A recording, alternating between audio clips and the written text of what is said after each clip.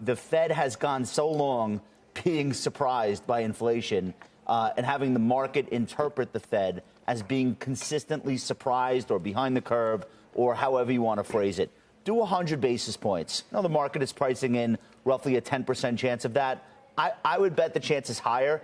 And if they do it unanimously, I think it's a very big deal. I think it immediately shifts the narrative. OK, they're serious. They're looking to go faster, get ahead of this. They're not afraid of potentially causing a recession if that's what it takes. That restoration of credibility, if you read Bernanke's op-ed today, that restoration of credibility really in the end is the only tool they have. So I would not be shocked. And part of that signaling and dropping hints to reporters maybe is an effort to surprise the market back rather than continually look surprised. Let's go to our whisperer, Leisman. What do you make of that, Steve? 75 seems now like it's the new kid in town. What about 100?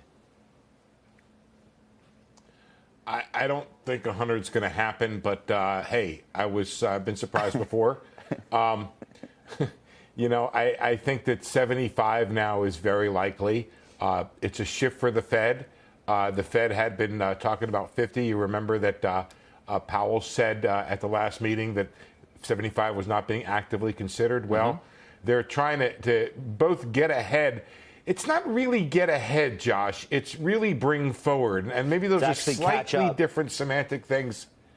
Well, yeah, but it's not really, the Fed is not trying to catch up with the funds rate. It's trying to get the market rates catch up with the bond place market where they restrain demand. It's trying to, exactly. It is trying to catch up with the Treasury market. You guys are. If I could just finish the sentence for a second here. What the issue is, it doesn't really have to do that, because those rates that you see in the market right now are real rates affecting the economy, in the sense that the mortgage rate is what the mortgage rate is.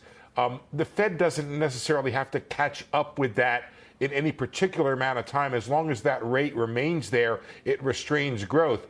So what you're asking, or what you seem to be asking for, Josh, is not so much that the Fed catch up, because that's not really all that relevant. What you want to know is whether or not the Fed needs to push those rates higher than they are right now. Do you want a 6% funds rate, and how the Fed would engineer that? Do you want a 10-year right now that's at 4%, and how the Fed might engineer that? Just to be clear, if you look at the outlook for rates right now, they have dramatically shifted up the outlook for the Fed funds rate itself. They're now looking for a 4% or 4.08% funds rate for a peak terminal rate in May of 2023. I can tell you that number was 3% for August of 2023, back about a month ago. By the way, on 5/13, I was just checking when I started talking about the possibility of a 4 or 5% funds rate. Let me ask you this, Steve, how people should think about this pivot. It's a pivot. Is the Fed being data dependent with this pivot because the CPI was much worse than expected, so they pivot because they're data dependent? Now they do 75 instead of 50. Are they panicking because they have no control over inflation at this point, and they know it, and the bond market has been screaming at them to get more aggressive? Or, and maybe it's all of the above, you tell me, do they continue to misread inflation? Let me finish. Or do they continue to misread inflation so badly that this is the product of that? And I ask you that in the context of, I don't know, in the last 10 days, Brainerd, Mester, Bostic, I think, others all said 50. So they keep being surprised by these inflation reads, and now they're being forced to react. What are we supposed to, as investors, make of it? Let me go back real quickly to my comment on Josh, which I think maybe I was a little bit uncharitable. I think one thing that has to happen is the Fed has to catch up in terms of credibility, and I think that's what you're getting at. And the credibility is not necessarily so much in the rate as in its approach to inflation and willingness to do what needs to be done.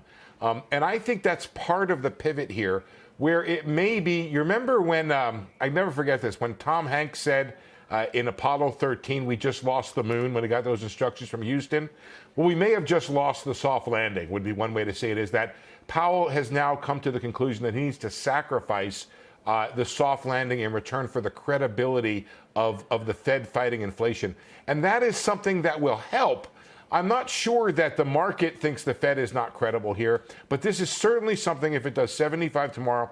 And guys, I got one full screen here I want to show you, which I need to explain, which is the outlook for rate hikes, the way the market is priced for the rest of the year. There's sorry, not that one, guys. It's the other one. 275s baked in for June and July. And then there's also 250s baked in and a 25. So that's adding 275 basis points. I think that's credible, and I think that may be the catch-up. It may or may not be the catch-up that Josh is looking for in terms of the Fed recouping its inflation credibility.